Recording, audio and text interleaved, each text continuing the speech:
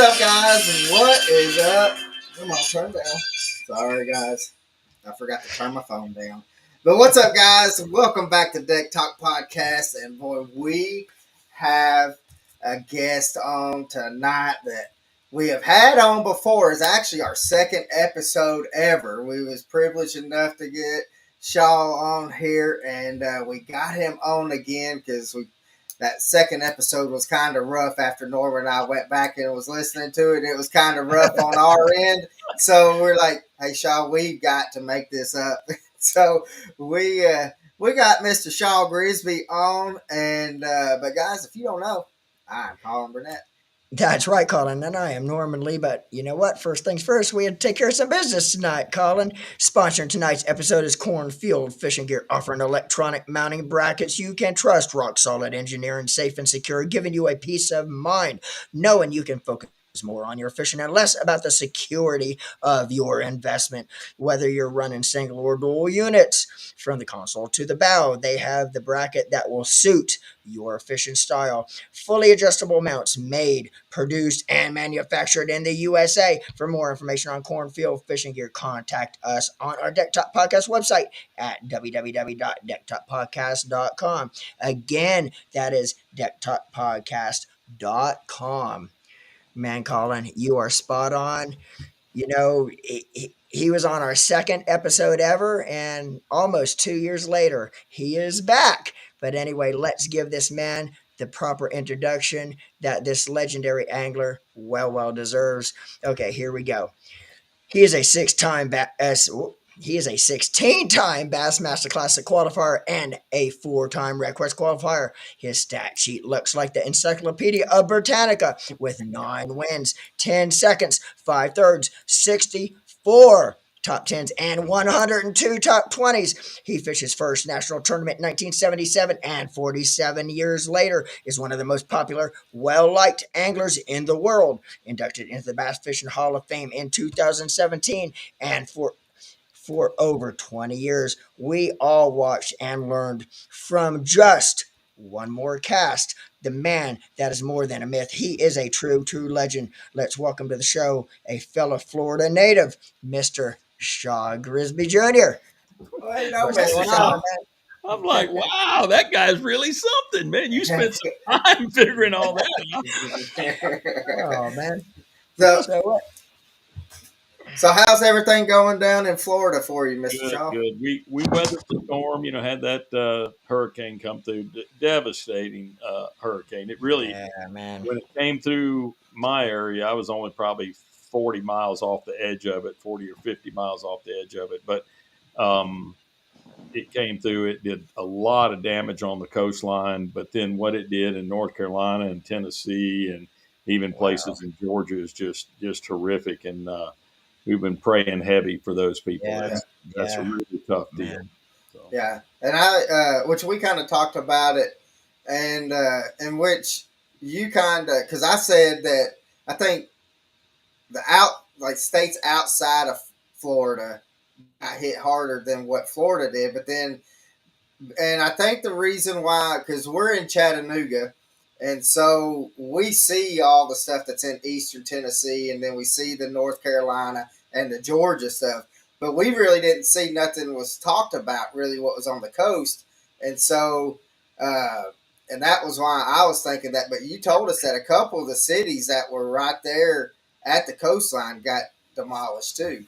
Yeah, it's like there's Horseshoe Beach and Steenhatchee got demolished. Horseshoe Beach got demolished. Cedar Key had damage. I mean, pretty much all the coastline going up in the Big Bend there just got crushed.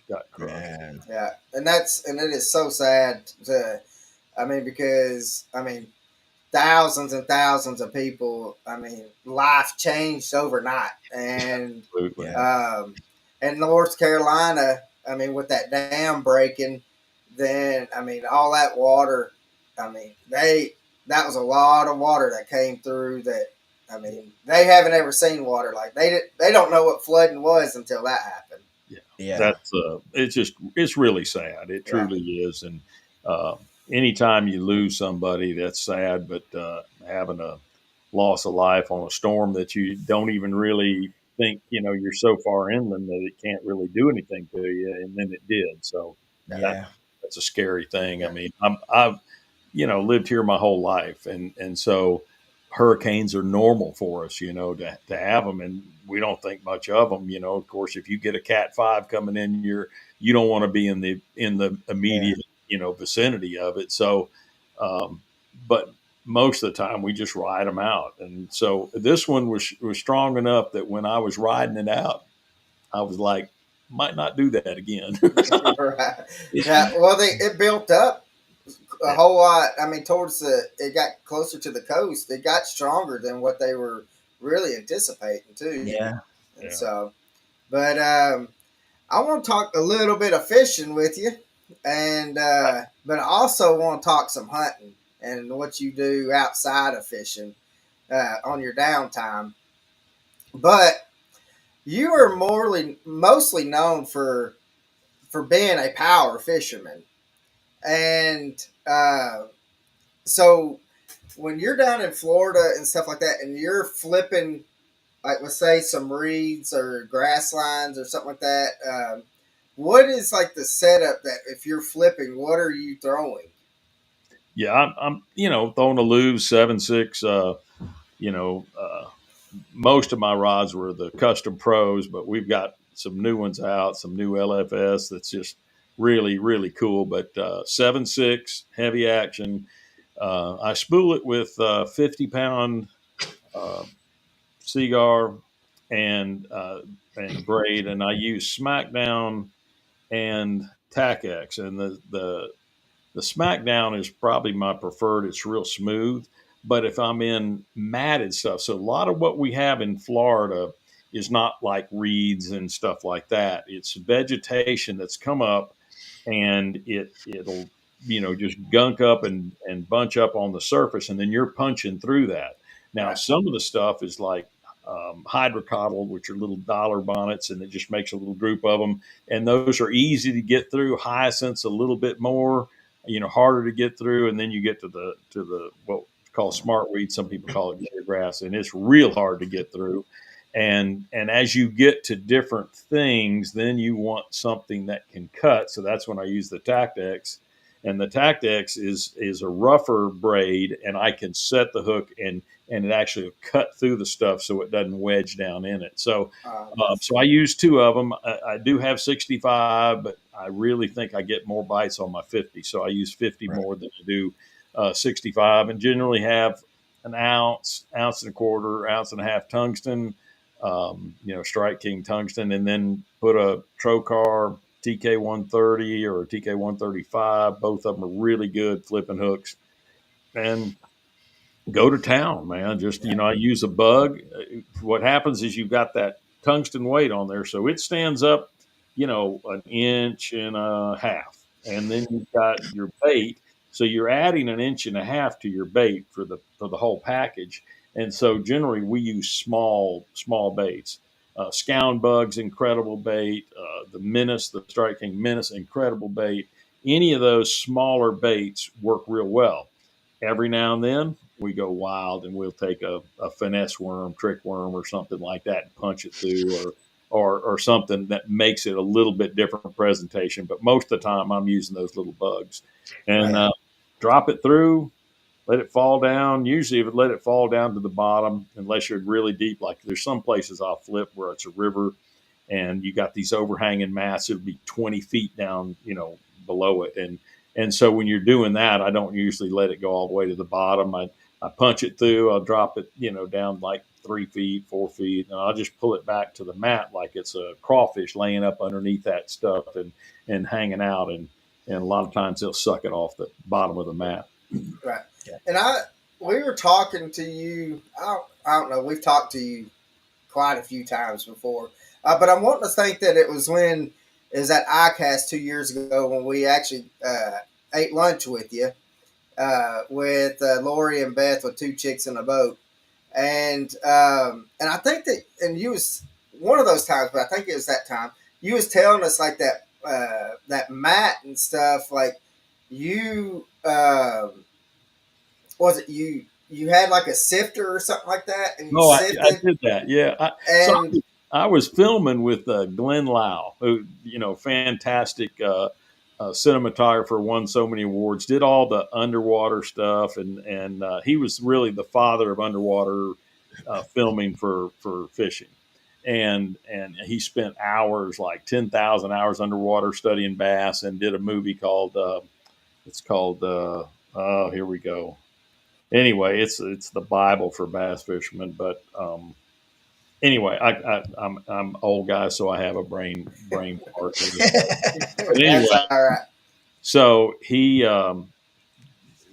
is amazing, and so I was filming with him at Rodman, and he brought a little seine, a small little, like a 4 foot seine. We took it and we stuck it up underneath the mat, and then just shook it around, and pulled the stuff out and lifted the mat. I'm like, oh my god, there were little eels, there's shrimp, little freshwater shrimp. There's just so crawfish, all kinds of stuff laying in the bottom of that mat, and so they all lay in those roots, and so that's what really bass are doing, is watching something come through, and there it is, and get after it. Yeah. Right. Now, And now, do you find when you're punching Matt Shaw, do you find that do you ever catch any fish once your bait drops all the way down to the bottom, or are you finding that most of the fish are actually setting up and staging right below the mat, So under the belly side of I the mat? catch, I actually catch most of mine. Most of my flipping will be in that 3 to 5 foot stuff. Every now and then it's a foot and a half, but it's that shallow flipping down to maybe 5 or 6 feet. That's most of my flipping, and most of them come off the bottom. It'll sink down, and he'll hit it. Like maybe the first pickup or whatever. Right, Some days though, I get out there and I drop it through, and it's sinking, and boom, he's hitting it. So they're right. taking it on the fall. But it's like fishing. I mean, it's fishing. You do not know until you get out there. You don't know the way they want it. Yeah, But if exactly. you're not getting them on the fall, right, then you hits the bottom, then you shake it and jiggle it on the fall. You jig a little, pick it up. Then you might want to pull it up to the bottom, shake it up in the bottom of the mat, and see what gets that fish to bite, and then kind of focus in on that kind of deal. right, Right. right. Now, with with you using a heavier, like that ounce and a half weight, um, are you having to make sure, like, as soon as you feel it, you don't want to set the hook, right? Or do you want to kind of let them take it a little bit to make sure that it's actually in their mouth? Because I've noticed, like, here on Chickamauga, like when I'm flipping grass, like if I don't allow them to take it, then they once I get them up out and they try to do a jump or whatever, and that weight's just hanging outside, then it's, if I didn't get a good hook set on it, that's coming out. Yeah. So there's two things that I do, and one is I don't peg my weight hardly ever for big weights, Right. and even little ones. I try not to peg them. If I can get by with just fishing them without pegging them, then I'm in good shape. If you peg it, then it's going to go in their mouth just like a Right. shaky head or a jig or whatever. You've got to get that out of their mouth, right? But on a big weight, it's pretty hard to get that weight out. They can clamp down on it so tight that you can't get it out of their mouth, especially if they're not a big fish. A big fish, he's got so much body weight that when you set the hook, you can move it out because it's a lot harder to move him. A littler fish, a 2 pounder, you could set the hook with him with an ounce and a half weight in his mouth, and you can launch him, and he opens Alter. his mouth, and he just flies through the air. And um, so the point being is that I try not to peg that weight if I don't have to. And then when they get it, they usually don't have the weight in their mouth. They just got the hook and the bait, and you Yeah. set them and you got them. So your percentages go up doing that. And then and then on the sense of waiting or not waiting, I generally get the bite, and I take just, it's like a half a second. It's not long. It's just like I'm in position. And that's always been my thought, is that if you are in position to set that hook, because sometimes you pitch it in and you're up here, with your rod is up high, and boom, something hits it. If you start to set the hook, you don't even catch him till you're behind your head and your rod, Right. then you don't get much hook set. So, Yeah, just take a couple turns or whatever and be able to lay into them. And you just seem to be, more Yeah. efficient at catching them. Yeah, Right. because if you don't take that slack out, it's allowing that rod tip to try. You're trying to set the fish or set the hook on the fish with the rod tip instead of Right. using the whole Yeah. backbone of it. You have less power. Well, you have less power and less swing when it's straight up versus if you're in position with the rod to kind of out Plus, towards the fish.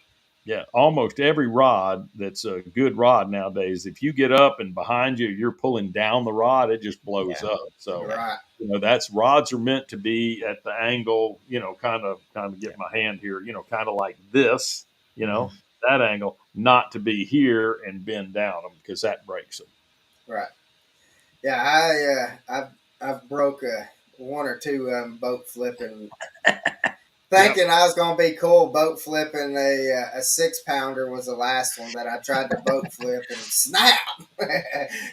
And so, but I want to talk real quick. Uh, Also, and we'll get back onto some baits, but we talked to you at the Red Crest here this past year, and Lawrence has this new unit that has come out that I think is phenomenal. Especially, it's the best bang for the buck by far, Yeah. and everything that it can do is phenomenal. I mean, you're paying less money for stuff that I mean it compares to like the HDS and the bigger units, but it's in a smaller unit format. Am I correct? Well, so they make it up to a 9 inch. It's the Eagle, Right. and so you get a 9 inch unit that has all the mapping, the same mapping, has pretty much everything that we have. It doesn't have everything; it has most everything. It has that same look as the unit that I use, except it's a 9 inch unit, and it's for like $6.99, Yeah. right? I mean, it's ridiculously cheap with the embedded mapping. So the mapping is unbelievable. The sonar is unbelievable, everything about it. And then at the um, Classic and at Red Crest, they were introducing the new Eagle Eye, and so the Right. Eagle Eye, which is amazing, so they now have forward sonar for less than $1,000.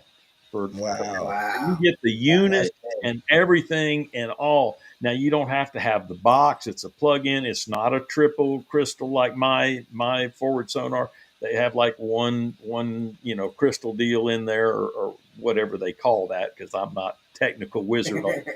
But the view of it, I looked at it. I'm like, oh my Yeah. goodness!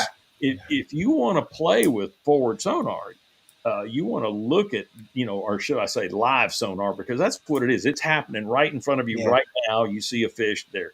If you want to play with that or learn it, that's what a way to do it for Yeah. way cheaper than anything else. Man, yeah, I tell you what, you can't really beat that because I mean that's the one thing with forward facing sonar is they're and any kind of real time fish finders right now is they're getting so Yeah, up there in price, and the average working man that has a family to support but still loves the fish can't afford them. So that's perfect, dude. That yeah, price range for a forward facing sonar just Yeah. makes it so easy for the average for the working man to be well, able Yeah. to go out and buy. and That's pretty darn Christmas is cool. coming. Christmas is Yeah, Christmas. right. Yeah, right. not very far away. No, Where's my it'll where's be my here. wife? You hear that? You hear that, baby? Yeah. It's on my Christmas list. So, but yeah, I was very surprised on how clear. I mean, because I've got the uh, Elite FS, and it was clearer than my Elite FS, um, and but Norman and I were talking. I was like, man, and the price. I mean, I paid way more than that for my for my Lowrance that I got. So, Yeah. Yeah, but yeah, no, I would have. they're amazing units. They truly They are are. They amazing. are. And the thing is though is you once you start playing around with that forward facing sonar and stuff. I mean, it's a game changer in the fact of it's not going to put more fish in the boat for you, um, but you get to learn how fish. their behavior is. You can kind of see, all right, I'm not going to throw at that fish because it's not set up quite right to where I know that they're not going to start.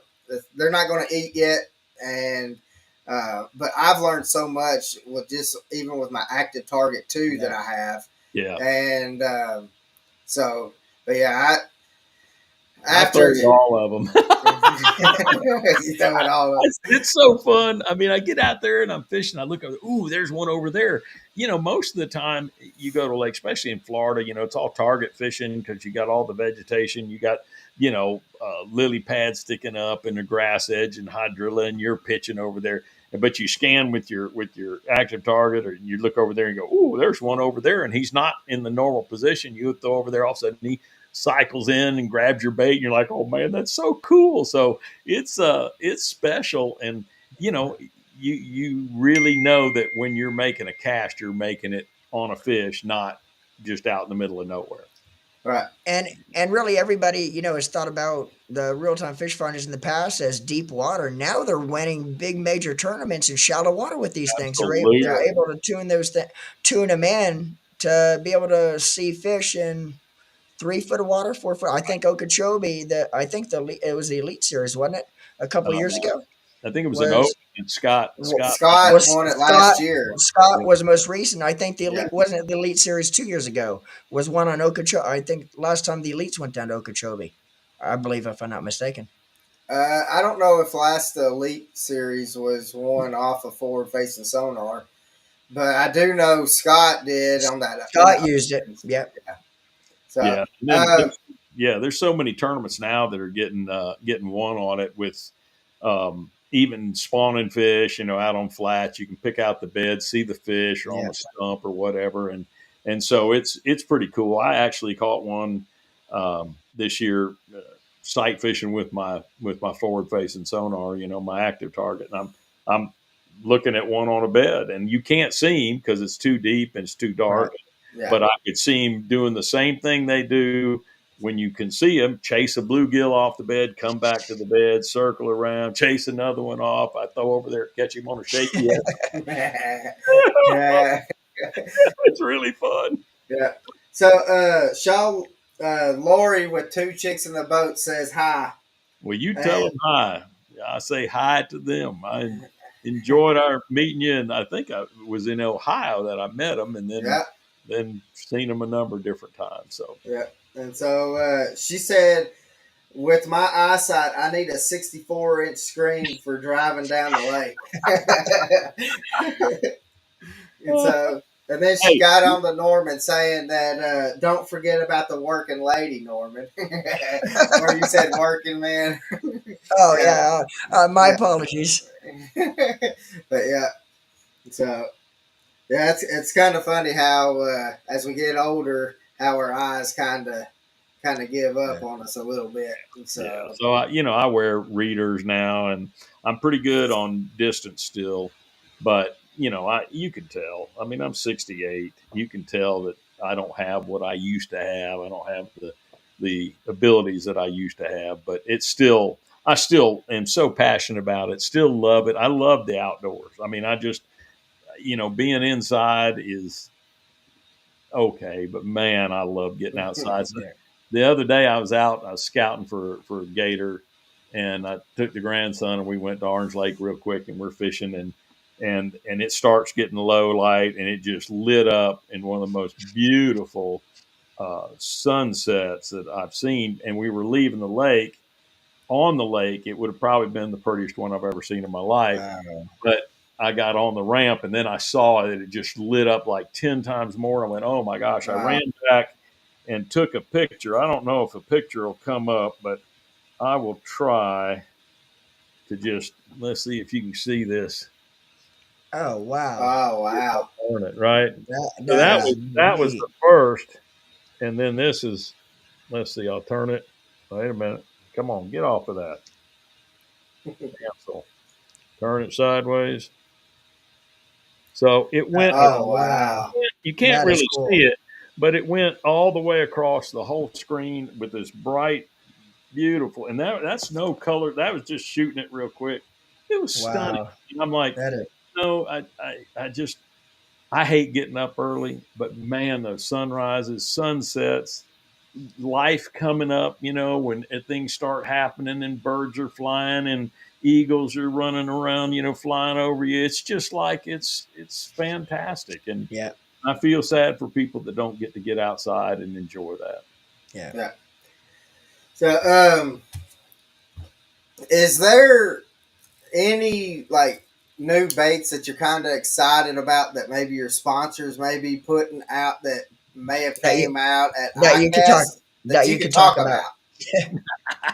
Well, we Strike King, and I say we, it's a company I've been with for a super long time, and they came out with some really incredible baits for forward facing sonar. But one of them's the Final Copy, which is a really cool swim bait, and I am just, I mean, it's going to be a moneymaker, and so I'm looking forward to that. But yeah, they have everything from crankbait color, and all that. And yeah, I'm excited. Most of them, unfortunately, they introduce them at ICAST, so we introduce them in what's that, July, like July. Yeah, 12th or 15th or Yeah. whatever it is. They get introduced, but then they're not shipping them till October, November. So anytime now, I should be getting some, so I can go out and snag some, So yeah, but I'm excited about it. yeah, that's awesome. Lori has a question for you, Shaw. She says, when you're catching fish in a tournament, you're not supposed to leave fish to find fish. When do you make the move if you need a bigger fish? So that's a very key thing about not leaving fish till you find fish, to find fish. But if you're catching the same size fish, if I catch a limit, then I'm going to leave them. I mean, Yeah. it's not hard. It's not hard. You get five in the boat, you're like, okay, I got them, and this is the size you're getting. What do you got to do to catch a bigger one? And that's what you've got to do. So uh, then you kind of change up a bit. You say, do I move offshore? Do I get to a main point that drops off where a bigger one might be hanging? So that's kind of the stuff, and that's where your forward sonar really helps you out in the sense of doing it. What always, because you can figure out where the fish are, you can see where they are. It's really cool though, because a lot of ours is post spawn uh, fish, so that we're not usually fishing when it's too much pre spawn, but they normally schedule the tournaments where it's getting in spawn or post spawn, and or then comes into summertime for the last tournament. But so that post spawn stuff is like, those males will still be around the beds, they'll still be shallow, but those females have moved out. So I move out to that first drop, that first point, that someplace, maybe little brush piles that are just offshore, that type of thing. And that's really the key to get out there to get the big one. So I do leave fish. I have no problem leaving fish to go get a bigger one, but I want to get my limit first. So it's not like I'm Right. going to catch one or two and leave fish to go find, because Right. I'm going to get the limit in the boat, and then we'll go from there. Now, I'll Right. take that question a little bit one step further, Shaw. When you're in an area that is loaded with fish, but every fish that you're catching is all cookie cutter, good quality tournament fish that anybody probably, a lot of the guys in the tournament would be happy to be catching.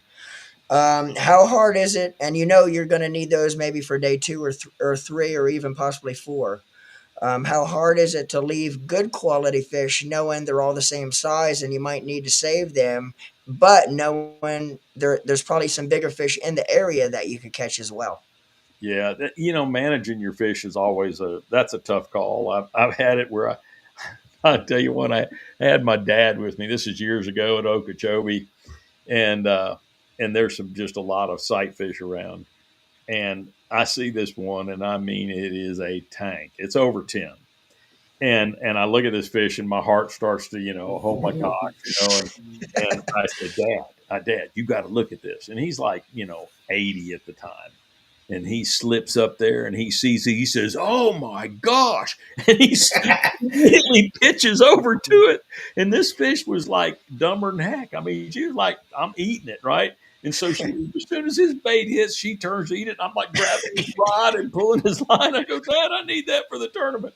I went back in the tournament. She was gone. I should have just leave Oh, it was a giant. But Yeah. you try to manage your fish the best you can. So you get there and I'm gonna try to get my limit today and then save and hopefully I'll come back tomorrow.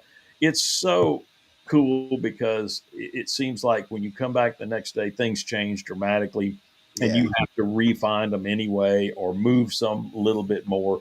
So if I look back on my history of the tournaments I've won, and it's almost all of them, I fished here one day, and then I'd start there day two, and it wouldn't be happening. I had to move over here for day two.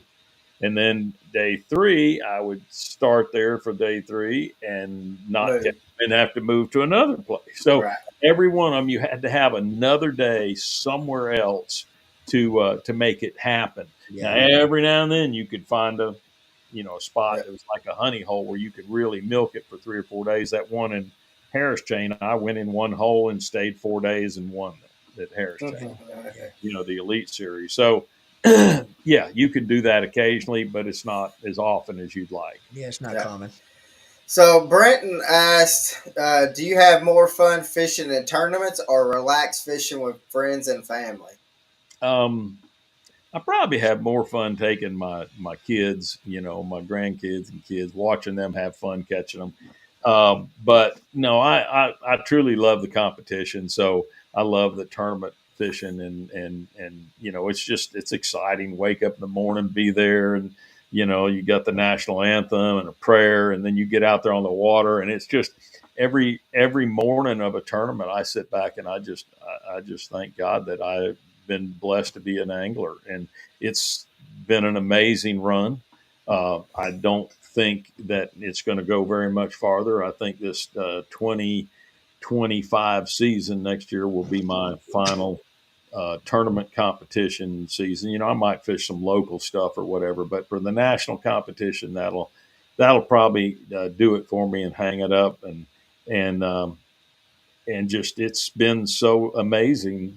It's taken me all over, basically all over the world, all kinds of different places and things. I've done the Euro Cup. I've done, fishing overseas and Japan and just, I mean, it's been really cool. So, Yeah. yeah, I have no complaints. I just know that, it's time to hang it up. So, Wow. Yeah. So, and I hate to see that because I know Yeah. I enjoy watching you fish. I definitely enjoy talking to you about fishing because your face still lights up every time when you're talking about fishing. Um, and you've always, for the past 3-4 years that I've known you, that's how it's always been. yeah, And then watching the television show, you could see it then too that it's like because I didn't know who Shaw Grigsby was when I was growing up, but I can remember telling my dad that like I know this guy, he loves fishing just because of how you presented yourself, and you can tell that you really enjoyed the sport, and uh, and it didn't matter what you was fishing for, but you just enjoyed being Yeah. out there. yeah. Yeah. So Well, and I'll keep fishing, and who knows, I keep thinking about whether I do a YouTube or something like that, and really, I have a YouTube channel, but whether I start doing some fresh new stuff and right, I'll probably do that. I got some,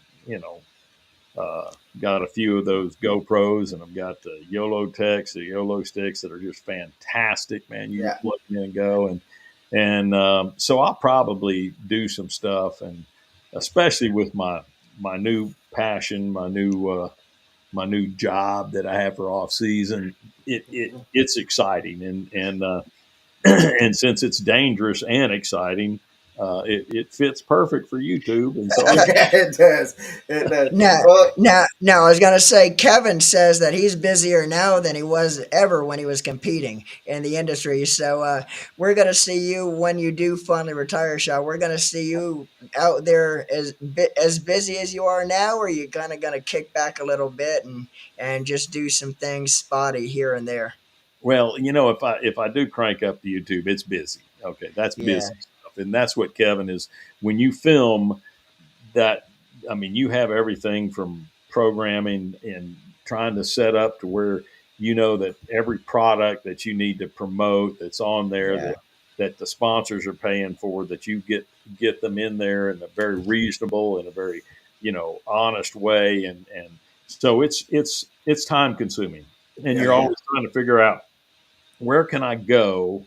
Let's say I got to do a jerkbait show, right? So I'm going to yeah, use the KVD jerkbait, and I need to go do a show. Well, where can I do it, and when is it going to be the best? And so you're just planning out the whole season. It's a tough deal, and so yeah, yeah. he's going to be busy. So he's having fun. I can guarantee Yeah, that. oh, no yeah, doubt about that. There's nothing better than being passionate about something and making a living doing that you're passionate about. That's Yeah, yeah, the best situation you can have. yeah, yeah. So, since you brought up your out of tournament season job, let's talk about. People may not know what Shaw Grigsby does when he's not fishing. What were you doing here this week that you actually caught something that was pretty massive? Yeah. So I work with a guy named Captain Ron Sanderson, and he's the nuisance gator trapper for 3 counties here in Florida, and I'm one of his agents. So we end up going quite a bit and getting nuisance gators, and we have, I mean, a blast. We've had some interesting times, and we got a call the other day. Actually, had a friend in from. I donated a trip last year to Bass Fishing Hall of Fame, gator hunting trip, and I drew a tag. And so the guy Clayton was here. Reno, I think, is his last name, but Clayton was here from Arkansas. Great guy. I mean, just enjoyed this guy immensely. And so we're sitting at the house. We get a nuisance gator call. So we gator hunted in the morning and hadn't got anything.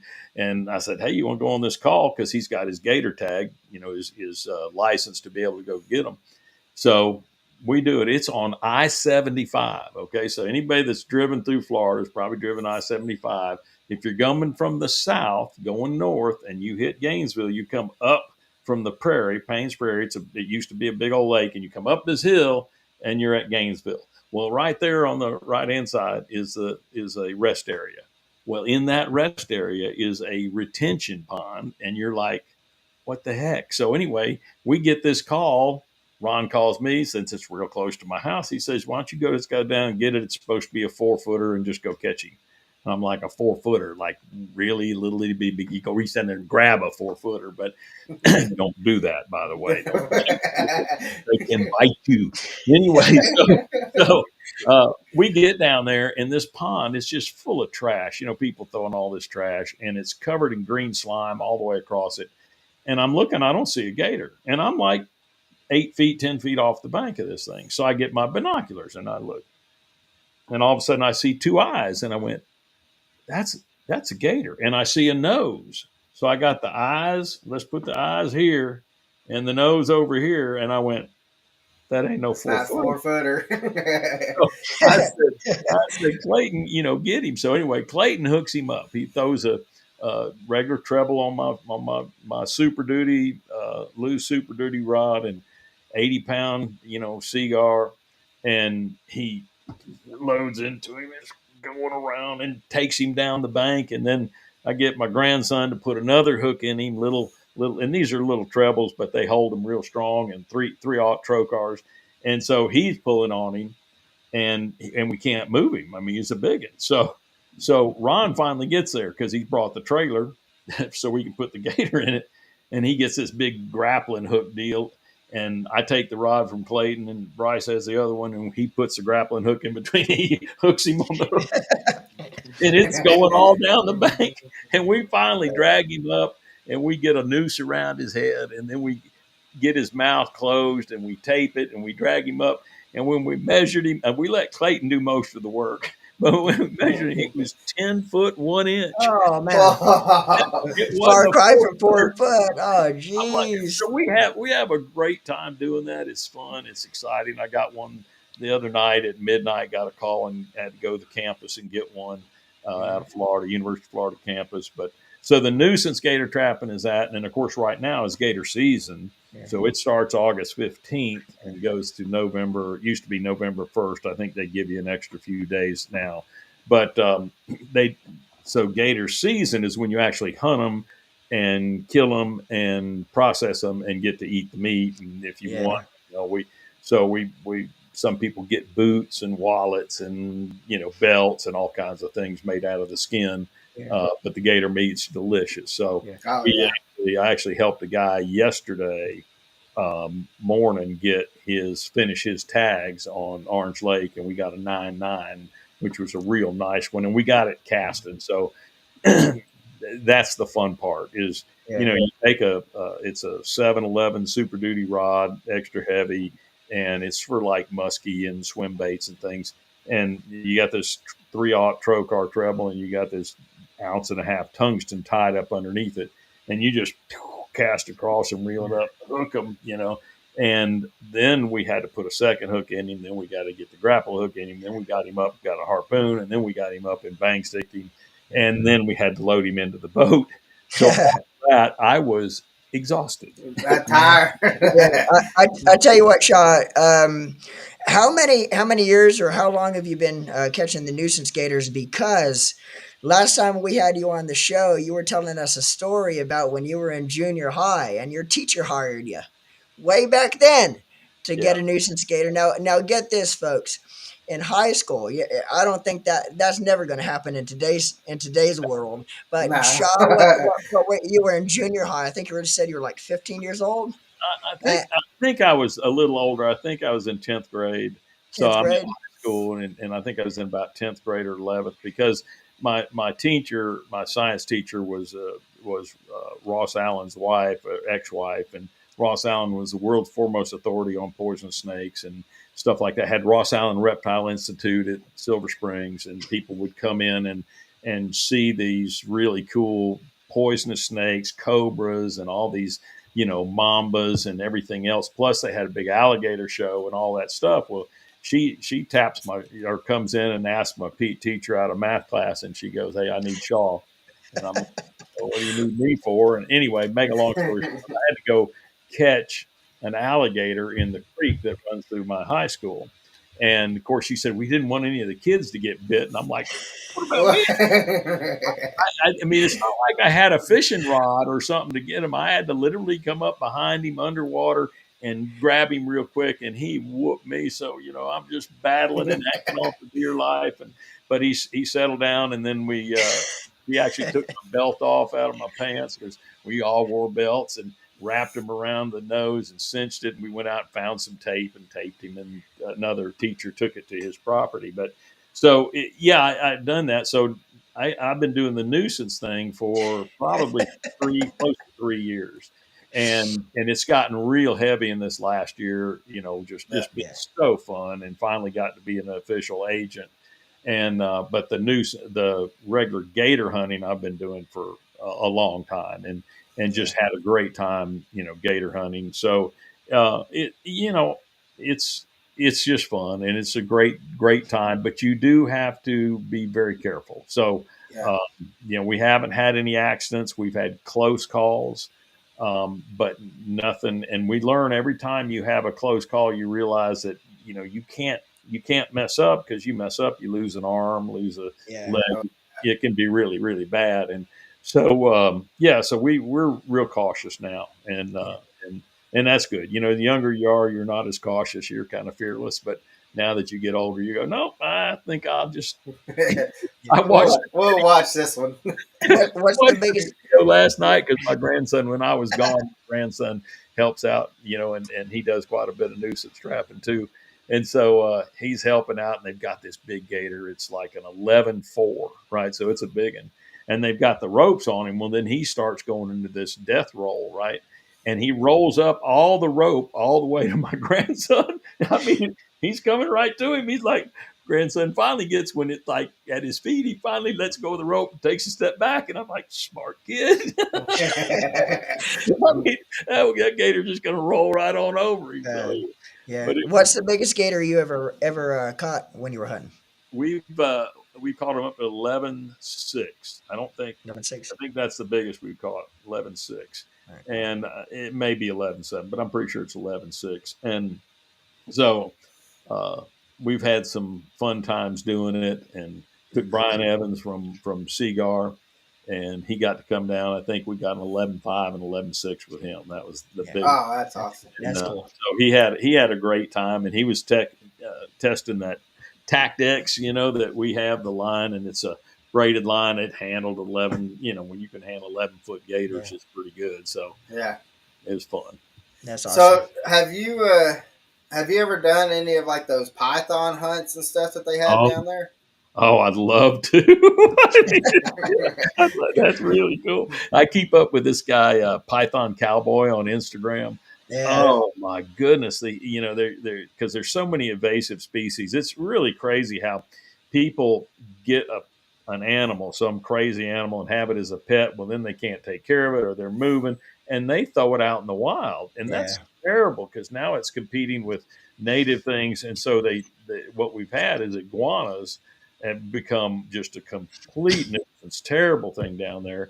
And so, he'll shoot the iguanas, he'll shoot the Egyptian geese. Those are all invasive, and catch these pythons, these big old pythons. And it's and hog hunt too, but it's pretty intense. And to see some of them are huge. And I was talking to a buddy of mine that was he was down in the going out to Flamingo, and he came across one of those big ones, on his way to take the boat, to go launch the boat. And I mean, just giant python across the road. I'm like, wow, I would have loved it. I would have just, So I don't know how I'd done it, but I used to carry my snake stick in the car, which is just a old golf club with a piece of metal on it, and it just makes a U, so you can kind of lift them up.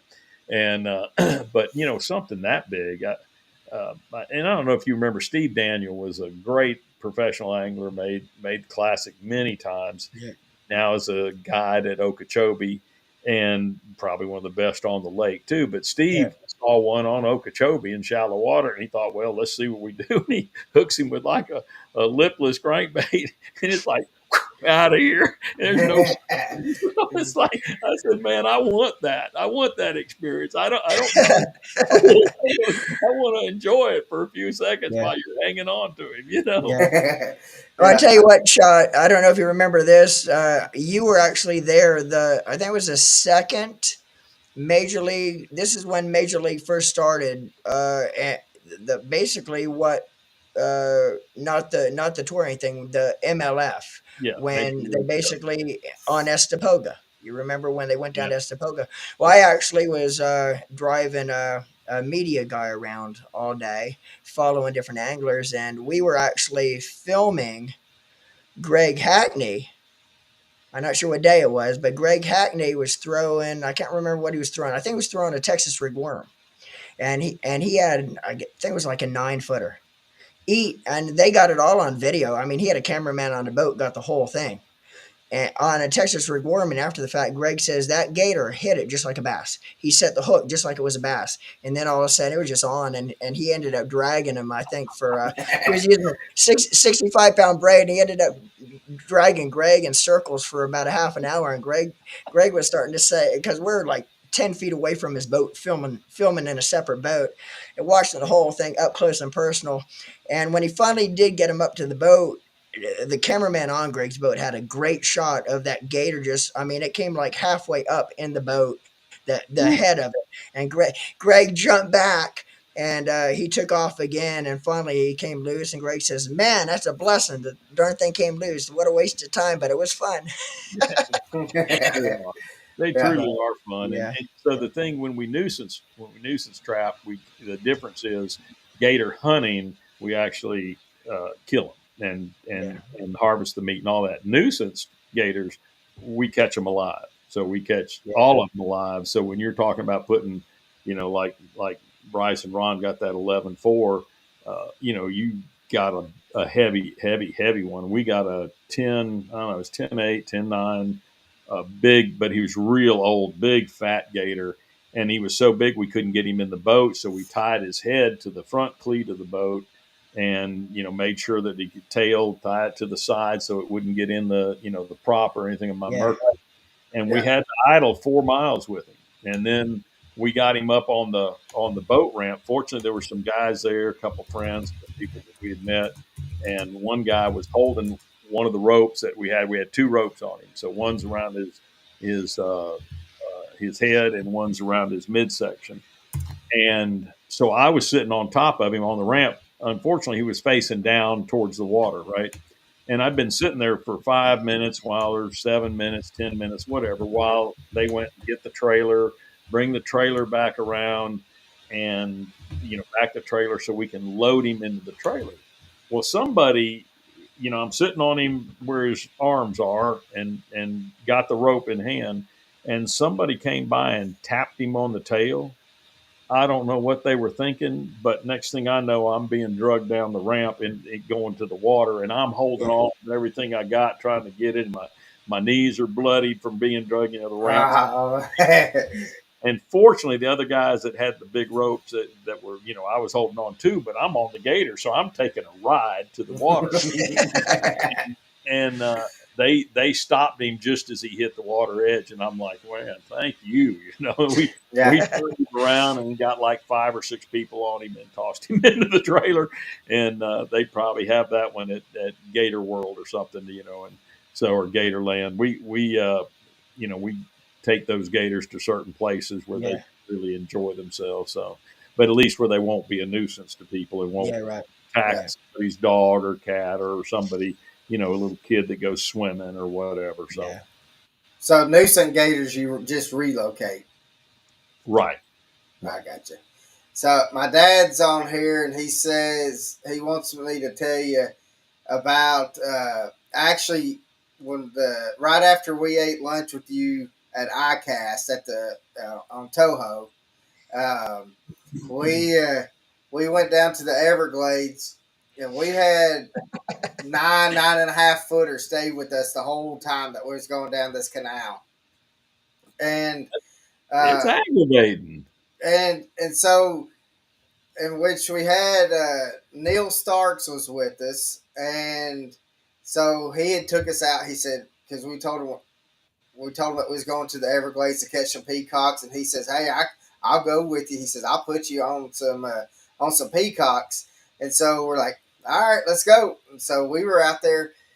Norman and I are at the front of the boat, and I've got my GoPro going in the back, and Neil's in the back, just kind of just watching everything going on. And Norman and I both hook up on a peacock, and I have a peacock that went about 5-6 pounds, Woo. and this sucker Norman's on my right side, and the grass line is on the right side. So Norman's bringing his in at the same time as I'm bringing mine in, and mine's probably about 8 feet in front of his. So I'm trying not to get the lines crisscrossed, and so and here comes because it's making all this splash. Here comes that gator, just comes up, and then I'm trying to hold my rod tip down, trying to keep it down in the water. Next thing you know, it pops up. As soon as it pops up, that gator goes, oh, and Ah, just nails that sucker.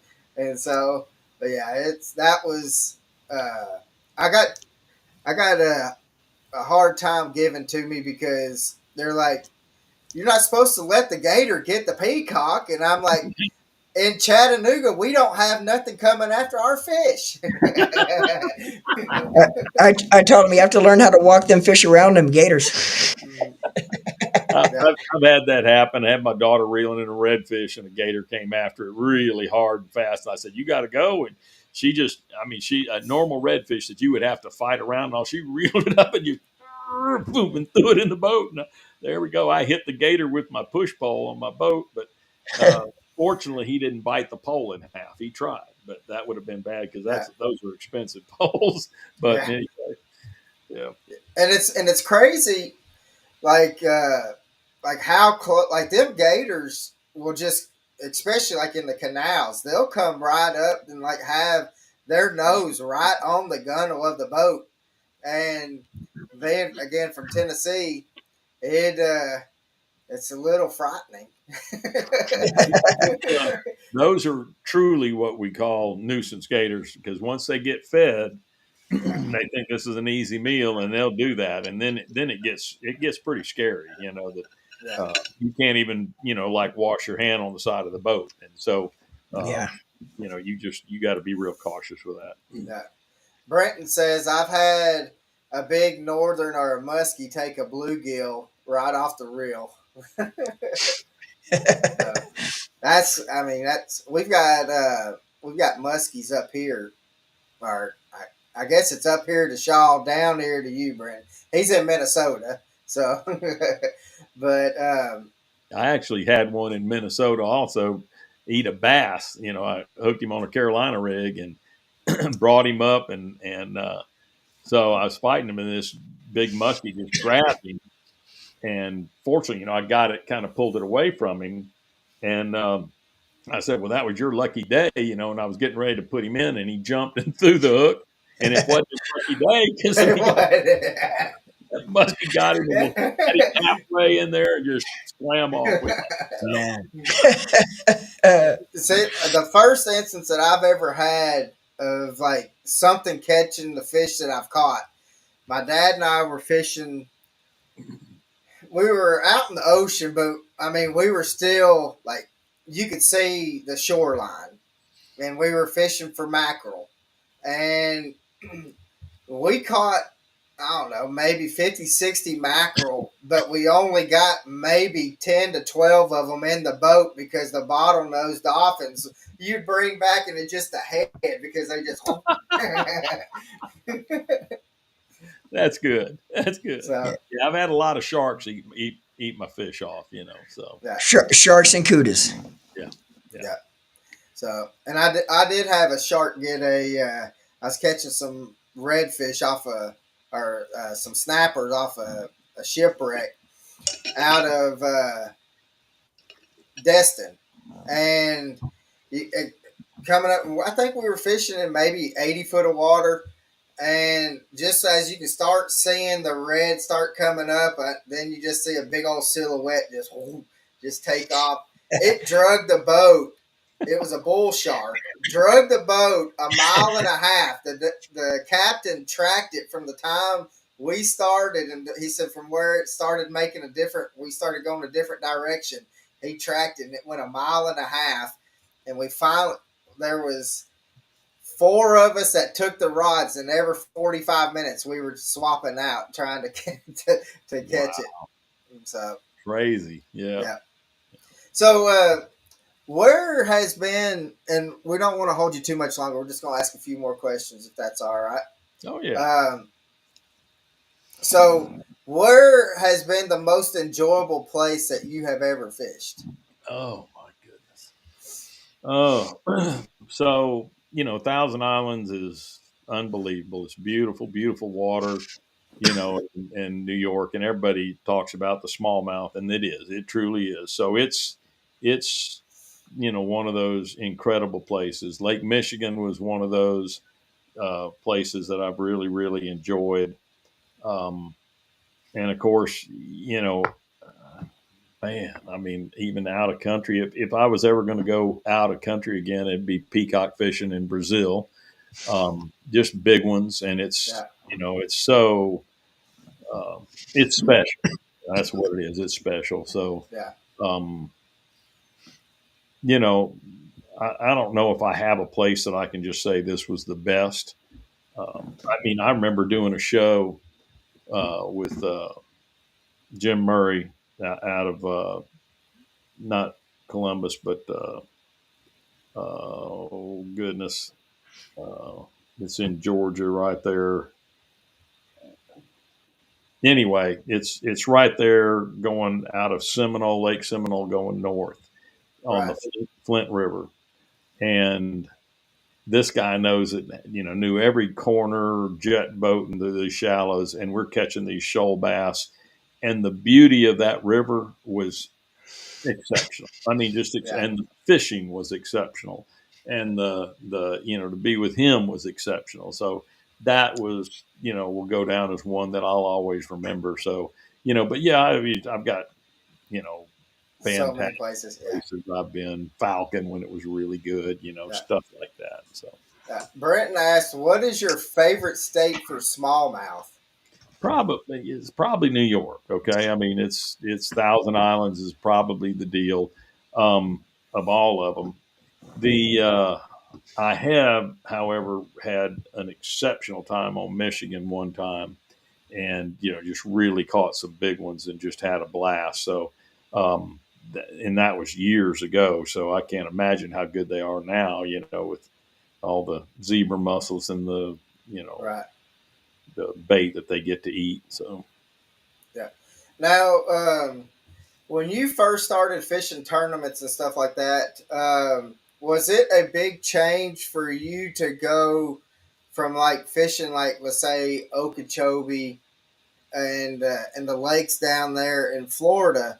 Was it much of a learning curve that you had to go through to learn to fish like a current driven body water?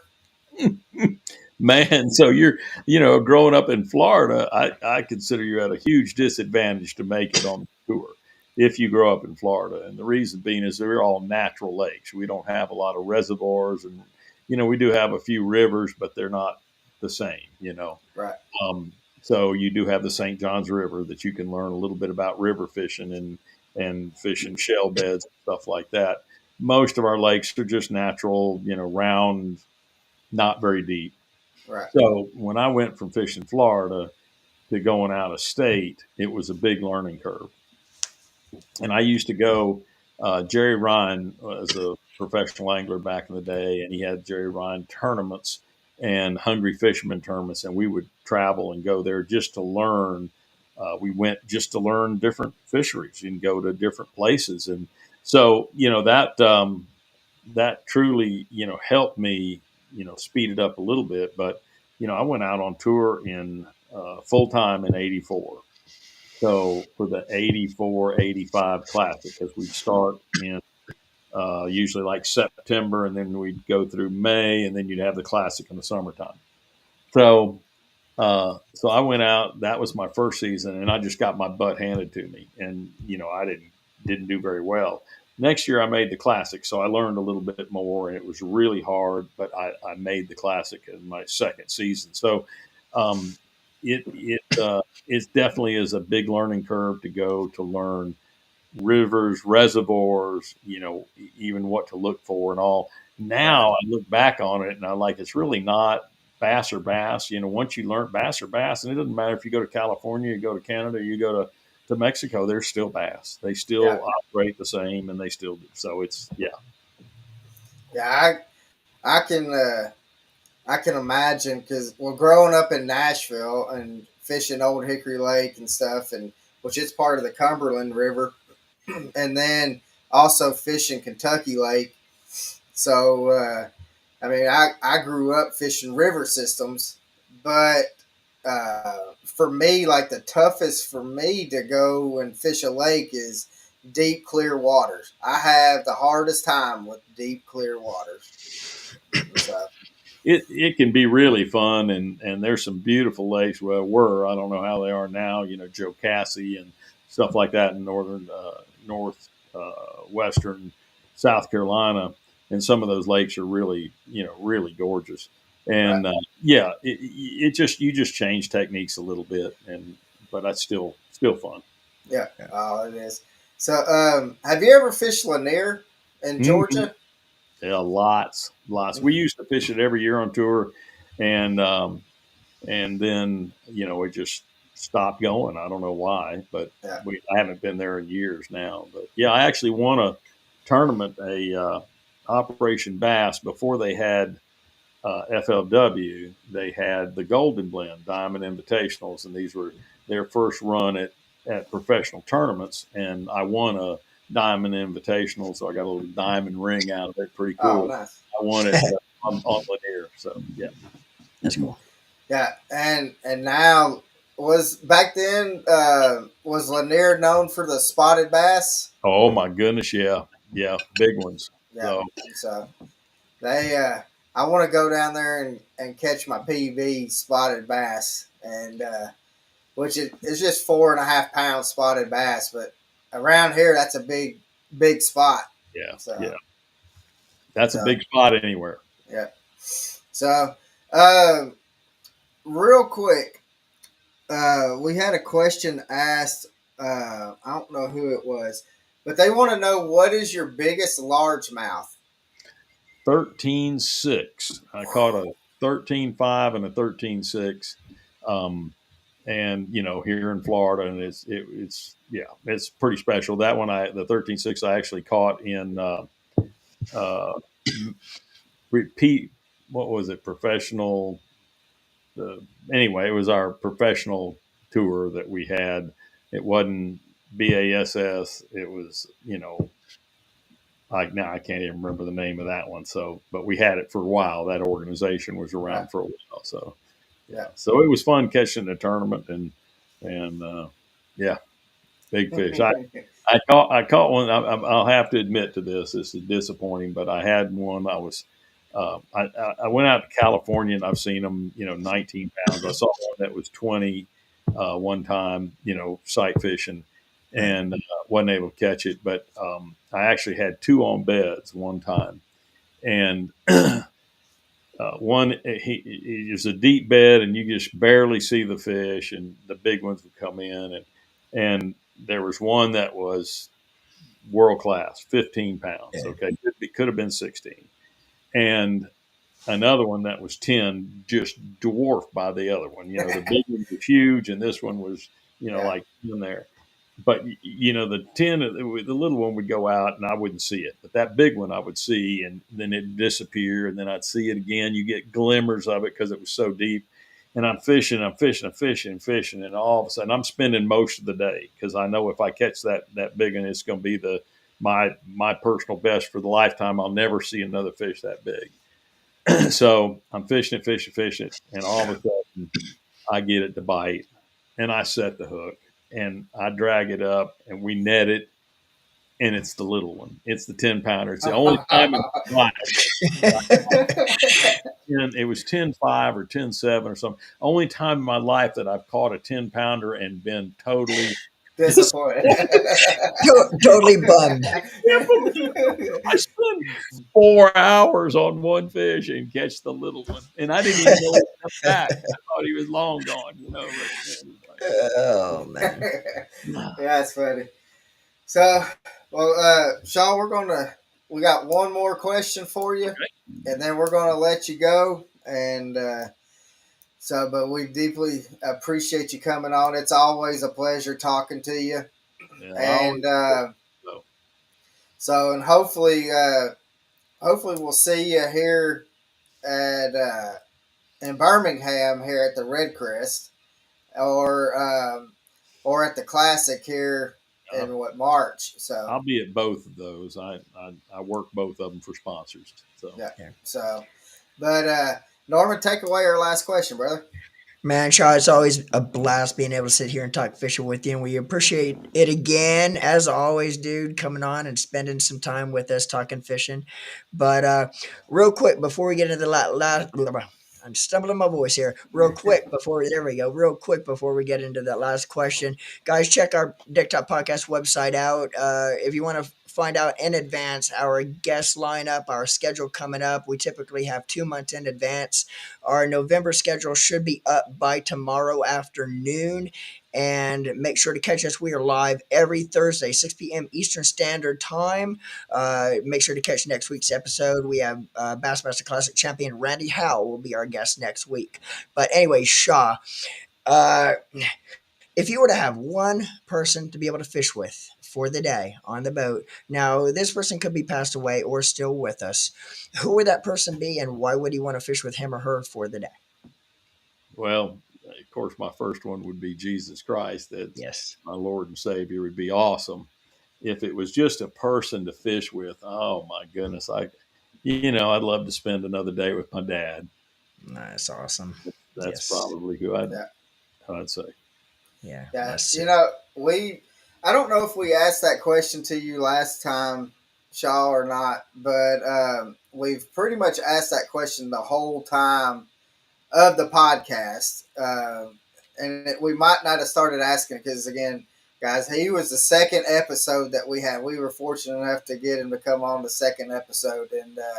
But, I'd say about 80% of the people say that their dad or their grandfather, they would want to fish with their dad or their grandfather. But then, the next, I guess the next highest person that somebody would say was Aaron Martin. That's who they would want to have, Aaron Martin. Yeah, So, he was such a special guy and a special angler, and just we'd go eat sushi a lot together. He was a big sushi fan, so yeah.